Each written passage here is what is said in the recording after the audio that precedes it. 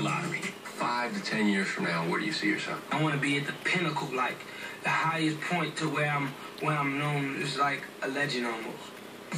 Wow, that was Chris Brown 7 years ago. 18 years old and on his way to the top. And that kid was absolutely one of my favorites. Since then, I think it's fair to say that things have gone off the rails for Chris. Really, the only constant in his life is that he continues to sell records.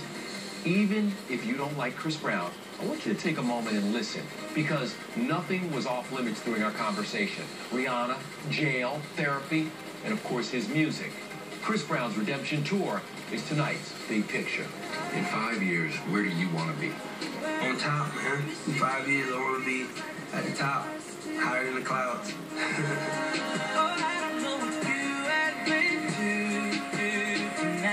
I remember being in the studio with you.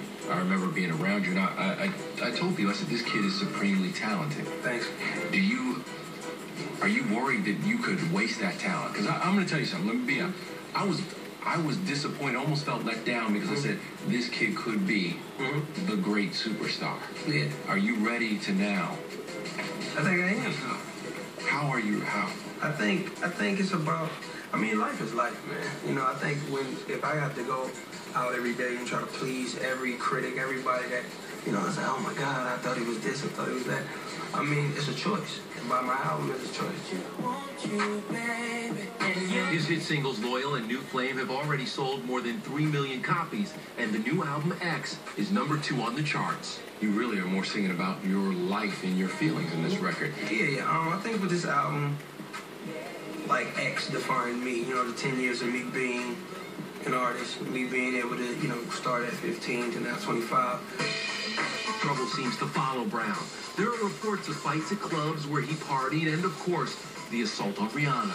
How is your relationship with her today? We're good.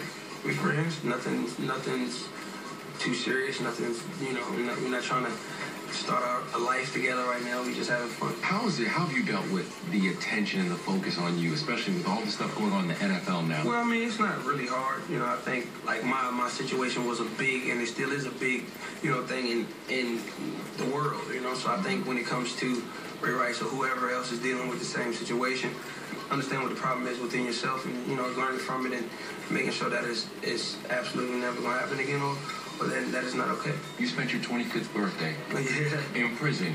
You made yourself a cake? Yeah. What did you do?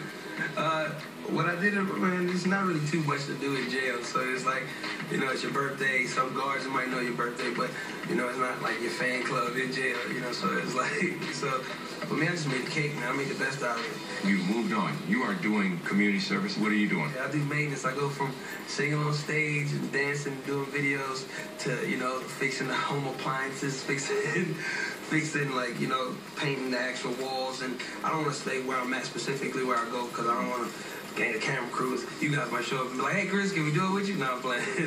I'm glad to see that Chris can have a sense of humor about all this, and maybe it's because he meets with his